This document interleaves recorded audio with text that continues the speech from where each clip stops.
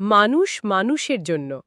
ঢাকায় বিমান দুর্ঘটনায় রক্ত দিতে ছুটে আসা হাজারো ছাত্রছাত্রীর প্রতি গভীর শ্রদ্ধা। আজকের দিনটা যেন চোখে জল এনে দেয়।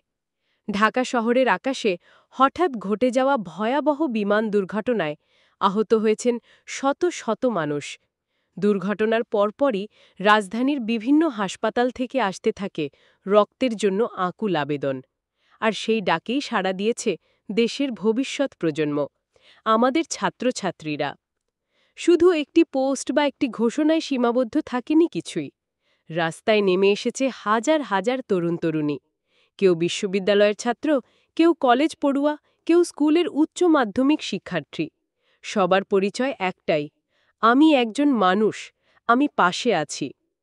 সুদূর উত্তরা, মিরপুর, মোহাম্মদপুর, গুলশান, সায়েন্স ল্যাব, বাসাবো, আজিমপুর সব এলাকা থেকে একের পর এক বাস এসে ভিড় করছে শহরের রক্তদান কেন্দ্রের সামনে।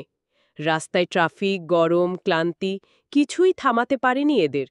কেউ স্যালাইন হাতে দাঁড়িয়ে, কেউ খাবার বিলাচ্ছেন স্বেচ্ছায়, কেউ অন্যদের উৎসাহ দিচ্ছেন, কেউ কাঁপা হাতে নিজের রক্ত দিচ্ছেন অচেনা একজন আহত মানুষকে বাঁচানোর আশায়।